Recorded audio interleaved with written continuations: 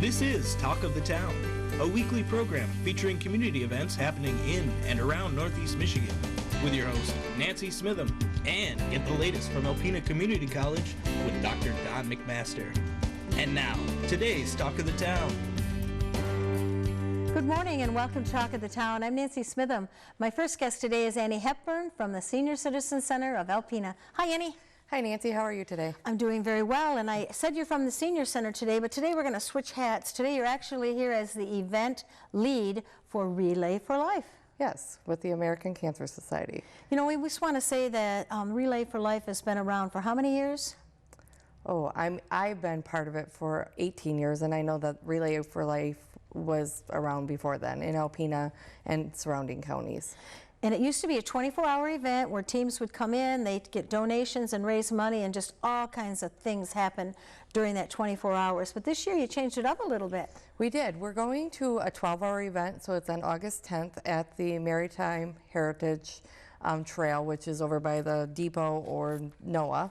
And it's going to be from 11 a.m. to 11 p.m. We were noticing in the past couple of years that it's harder to get teams, people to be there around the 24-hour event. And when you look at some people that are going through treatments of cancer, 24 hours is a long time.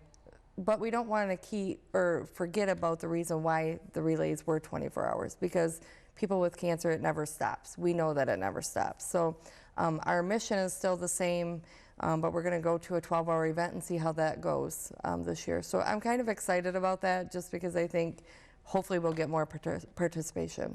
And Annie, something that's so important to you and so important to me in our community is we want people to know that this money that is raised here locally is used for research, education, clinical trials, all kinds of wonderful things for people who live in our community. Correct. And you know, I know that you and I were talking, and I've talked to other people, and sometimes they don't support the American Cancer Society because they don't feel it stays local. And as you talked about, research, clinical trials, there's many cancers that don't have cures or even treatment opportunities. So without that research or those clinical trials, those people would really have no opportunity. So it's important to support the American Cancer Society for those reasons. And they're on the forefront of all of that education and research and clinical trials. They're the leaders out there. Absolutely. And if somebody's newly diagnosed with a cancer, and you know, a lot of times when we're newly diagnosed with any disease, we don't know where to go. You can call the American Cancer Society and say that you were diagnosed with this type of cancer, and they will get you a packet of information out in the mail immediately to help you with that. You know, locally we have Friends Together, which is wonderful, but there's surrounding counties that don't have that opportunity, or even people that don't feel comfortable going to support groups or agencies for help. The American Cancer Society is there, and they have the information right at their fingertips. Perfect. Now let's go back to Relay for Life. There's a lot of sponsorship opportunities. Yeah, so a couple of things that businesses can do is that they can, we have an opportunity for Paint the Town Purple, which is kind of exciting to get local businesses involved. Even if they can't be at the relay, they can decorate their business in purple from July 31st to August 11th, supporting the relay, getting people excited about the relay. They also, there's still time to join as a team. If people do not want to develop their own team, there's opportunity to go on the website and join any team through the relay here, or just come that day. But there are tribute sponsors that businesses can pay $100 and have a tribute sponsor at this time. And I do love it when I drive through town and see all the purple, because it is very poignant. It's remembering and it's acknowledging that yes, cancer does exist, but we're fighting it 24 hours a day.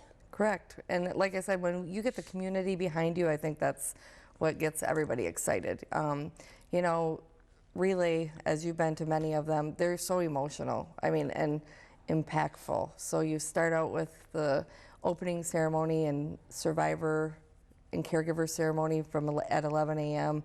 And in the evening around dusk time, we have the Luminaria service. And that, if you've never been to a relay, that part is just, it's so heart-wrenching. It's amazing to be there and see all those luminarias lit up and walk around that track and just see, you know, you're remembering those who have left us, but also those who are still fighting the journey. And there's all kinds of fun activities that take place throughout the entire day. Yeah, there's a lot of the teams that have food booths right there. There's sometimes different activities at the campsites that people can, donate to play a game or do something like that. We have different activities during the day. We're going to have Zumba, Oh, a good. DJ going. So a lot of stuff is packed in those 12 hours. So even if you don't want to join a team, you can drop by a donation, you can walk a few laps just in honor and memory of someone, or just for yourself, or just say, thank you, Lord, for letting me live in this wonderful community that takes such good care of all of its people. Yes, yep, and we want community support to be there. I mean, and like I said, if you've never been to a relay, this year should be the year to come and feel what is felt that day. So now survivors, they come and they register?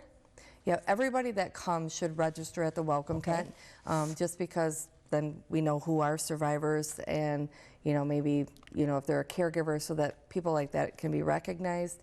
And then yeah, they register. Then we'll have a ceremony. We'll do a couple laps with the caregivers and the survivors, and then there will be a lunch provided to the survivor plus a guest from the Masons this year. So yeah. they're sponsoring that event, which is wonderful. Yes. All right, so someone watching says, oh, I really want to be a part of this. What's the best way to get more information? They can contact me, and my name is Annie, 989-766-8514. So they would be reaching me at my home, or they can visit the website at relayforlife.org/NEMI, and that's for the Northeast Michigan Relay. And that supports all of the surrounding counties. So Alcona, Presque Isle, Montmorency, and Alpena are one relay now. So come on down, bring your family, something for everyone. Chance to acknowledge the American Cancer Society and thank everyone for their volunteerism and all the wonderful things they do to battle cancer in our community. Yes. Yep. Okay. Well, Annie, we have about 1 minute left, so just real quick, let's jump to the Senior Citizen Center, encouraging people to stop by and see the wonderful gardens. Absolutely. Our gardens, we are so excited. I mean, it's been in process for about 2 years now, and we actually are seeing lettuce grow, potatoes grow, onions. So it's exciting. Like I said, we had our first harvest of lettuce for our salad bar recently, and it's fabulous. We're getting lots of compliments. We've had a lot of people volunteer their time, and we appreciate any help we get, but just stop in and see what we have to offer at the Senior Center. Thank you very much. Thank you. I'll be right back following these messages. Hi, welcome back. I'm with Joe Robarczyk, and we're here to talk about the Sunrise Side Film Festival. Good morning, Joe. Morning, Nancy. How are you? I'm doing well, and this is the third year for the film festival. The first year you didn't know what to expect, and it was pretty awesome. Second year you kind of knew what to expect, and it was very awesome. What are we going to expect for the third year? Even more awesome. Okay. We hope so anyway. So yeah, this is our third year doing the Sunrise 45 Film Festival. And we are the Thunder Bay Film Society. We also put on the Summer Movies by the Bay. Yes. And this is, we've been doing that for 5 years, and this is our third year at the film festival. And we really love doing this film festival, supporting independent filmmakers throughout the region, throughout Michigan, and throughout the country and the world. And so I think bringing films that you would normally not see to Northern Michigan, to Alpena, is a really cool thing, really important. We really urge people that haven't come to film festivals before to come out and have a look, because there's some awesome stuff that you wouldn't see otherwise. All right, give me an idea. First of all, what's the date? The dates are August 16th, 17th, and 18th. Okay. And that's a Friday through Sunday. All right. We also have the filmmakers reception that Thursday, the 15th, and the public's welcome to that as well. It's $5 to get into the filmmakers reception, or if you have an all-access pass, which we're selling as well for $30 for the whole weekend, then you also can get into that for free. And where will that be held? That will be held at Art in the Loft. Okay. And that's from 7 to 9 p.m. on Thursday the 15th. You get a chance to rub elbows with some filmmakers, ask them any questions. They'll be talking about their films and getting a little preview of what's to come for the festival. All right, give me an idea of what films we're going to be able to see. Well, there's films of all kinds. There's plenty of different genres, including drama, comedy. We've got a couple foreign films, a couple of horror films, some thrillers, a few animations, some experimental films. So we've got the whole gamut, really. Now, anyone locally? We have a film that's from a lady in Oscoda, actually, called Penny from Heaven, and that's a Lucy Faisley film. She will be in it. And then we've got a couple of filmmakers that aren't from, I mean, they're not living in Alpena right now, but they're originally from Alpena. Ooh. And that includes Nick Hartman and Joel Petrikis, and they're living down in Grand Rapids area now, but they'll be up here for the film festival, so we'll be representing Alpena's talent here. Yay, now where will we go to see the films? At the Alpena Civic Theater is our main venue, Okay. so right on River Street there. All right. And ideas, give me an idea of what times the films will be shown. We'll be showing films basically from 11 a.m. until 9 or 10 p.m. Okay. Friday and Saturday, and then after the films, we have after parties. Our Friday after party is at Latitudes Tavern, and our Saturday after party, we're doing an alley party at the Fresh Palette. Perfect. And we're going to have live musicians playing for that, for those events, and then our Sunday screenings end a little bit earlier, and then we have our awards ceremony. So. Oh, so people get to pick and choose for awards, or? Yeah, we have a panel of judges that choose a couple of different filmmakers for the awards. So what can we as general public do to ensure the success of this event? Come on down, you know. we really need the support of you guys to show us that, you know, this is something that the community wants. Yeah, so buy tickets. You can go on our website, sunrise45.org. That's where you can buy tickets. You can look at the films that are going to be playing. And also, if you want to donate anytime, we appreciate that because we're totally a nonprofit. So any donations, any sponsorships, anything like that, we really appreciate. And what about volunteers? Do you have a need for volunteers? Yeah, volunteering. That's another. We have a page on our website as well, sunrise45.org, or you could email us at nemicinema@gmail.com. It's NEMI cinema. And you know, if you're interested in volunteering, we'd love to hear from you. We always in need of volunteers. So. Okay. Yeah. So Alpena Civic Theater is the main stage for the event. Yep, Alpena Civic Theater. We have a big screen up there. They've been more than gracious with us, letting us use their theater, letting us use their space. So it's been a wonderful partnership, and we're very happy to have it there. All right, so we have enough time left, so I want to go back to the two young men that formerly lived in Alpena. What film are they going to be showing? Sure. Nick Hartman's film the title is something I can't say on TV, but okay. but it's a great little comedy drama sort of short. And then Joel Petrikis, his film is called Relaxer.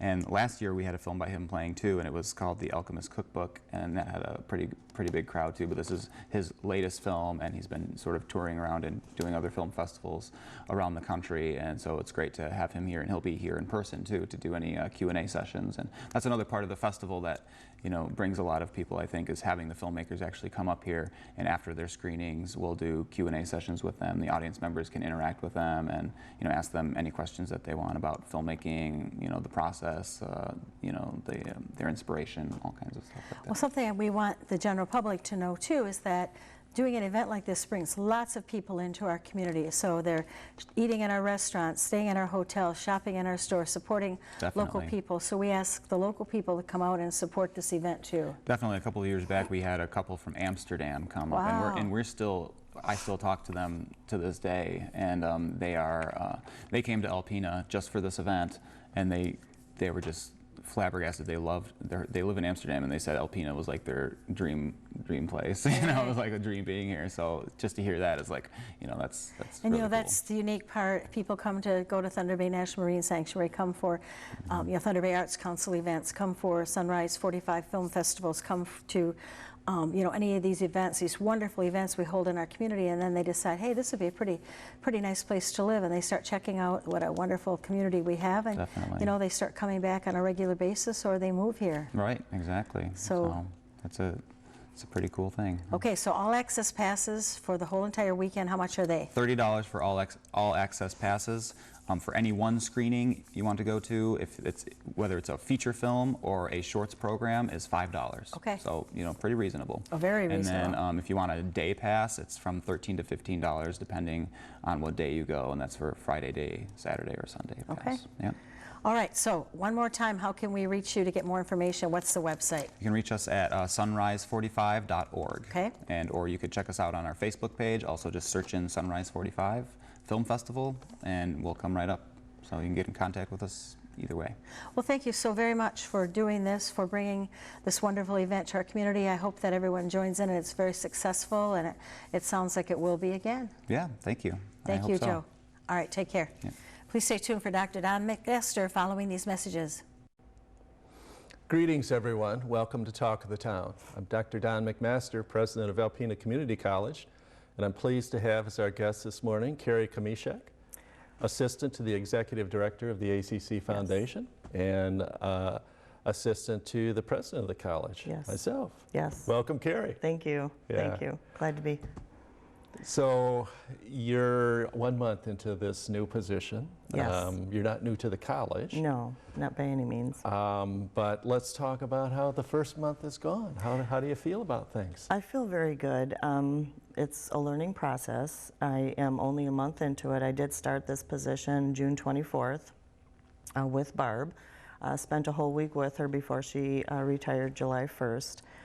There's a lot of unknowns yet. I do have a whole year that it will take me to know the ins and outs of this position because with this position there's a lot of events that only happen once a year.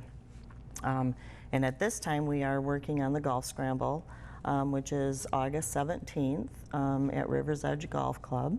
And we are taking registrations and the cart sponsors and so on and so forth for that. So that is keeping us very busy right now with planning that event and working on scholarships as they come in. But it isn't a real busy time for the scholarships. From what I understand, the spring is the busiest time for the scholarships. So I haven't had time yet to acclimate to that total process of the scholarships. But overall, it's very interesting knowing the process from start to finish on different things and different events. And it's a lot of fun. It's a really good learning curve for me. Well, you're doing great. Thanks. You know, you've proven in your earlier positions at the college that you can learn complicated things and step in and work well and quickly and innovatively. You know, going back to the Scramble, that is one of kind of the Foundation's premier summertime events. Yes. And describe for people who aren't golfers what the Scramble is, roughly. The Scramble, there's teams of 4 that need to register, and there's different activities that they have to do on the golf course. There's door prizes to be given out. They can buy mulligans, which I'm still learning about what mulligans are. I'm not a big golfer, but I'm learning a few things. But it's all-day activity. It's an all-day event. It starts at 9 o'clock on August 17th at Rivers Edge Golf Course. And if anybody would like to register, they can just call the foundation office at 358-7359. And we can get them registered. Wonderful. Well, as I'm a poor golfer, but I love the Scramble. And mulligans come in very handy. They're 4 shots that don't go exactly the way you had intended. And it's a great event because it's fun and it draws people who are supportive of the college, that have a great regard for the college. And you know, it'll raise anywhere between maybe $11,000 and $14,000 annually for student scholarships, money for students to go to ACC who in some cases may not be able to go to college. So it's a wonderful event. And I'm excited to experience that this year. Yeah, it'll be great. And the foundation is such an integral part of the college, the things that it does. Scholarships you touched on, and you're right, it's in the cycle, it's a fairly low activity part, but there are certain times of the year when it's really active. Yes. And so you'll get to that, and a number of other things that happen during the year that the foundation does, and it's just a great group of people. It is. I never realized how much the foundation does until I got into this position, actually. And I was really not surprised, but I was just maybe surprised. Yeah. On how much they actually do and how many scholarships there are out there and how many people are willing to help students and put them first. That is a very good way to put it. The foundation does an enormous amount for the college. We're, of course, in a capital campaign right now to expand our nursing program and bring a much higher degree of technology and space and renovate Van Laer Hall in that. And the foundation has raised $3 million toward that project. An amazing, amazing outpouring of support from the community, but it requires a lot of professionalism and energy on the part of the foundation to do that. So that's the group you're plugging into. Yes, I'm very glad to be part of that group. Yeah, so we have about 2 minutes left, and you have worked, this isn't your first position at the college. You work for the facilities department, which is a real key area as well. Yes, when I first got hired and I worked under the grant, which was TACT 4, and I worked there for 4 years, worked with Don Stone and yourself. Yeah. Then when the grant ended, I had the opportunity to move into facilities. I was only there a short time, but I really enjoyed working there as well. Every position that I've been in at the college has been a learning experience, and it really has helped to see how the college runs, you know, working in the different areas I have. And the college covers a lot of ground, doesn't it? Sure does. Yeah, in facilities, you would see people who would access the college facilities for meetings and seminars, training, all that stuff. Yes. I think people really don't realize how much of that goes on. Right, right. And that is so true. Facilities is, I want to say, the hub of ACC, because whenever anything is happening, they would call facilities to rent the room, see what is available, if they need any kind of technology for their training, and it would all start there. So that's a very, very important piece of ACC. Well, you had mentioned we'd worked together early on, so I knew, of course, that you could do it. But facilities was a proving ground, and now you're stepping up into this new position. Yes. So it's great to have you with us. Great, thank you. Thank you. And thank you, folks, for watching Talk of the Town. We'll see you again next week. This has been Talk of the Town with your host, Nancy Smitham and Dr. Don McMaster. For a list of community events taking place in Northeast Michigan, please visit our website at wbkb11.com and click on our community link. This has been a Thunder Bay Broadcasting Corporation production.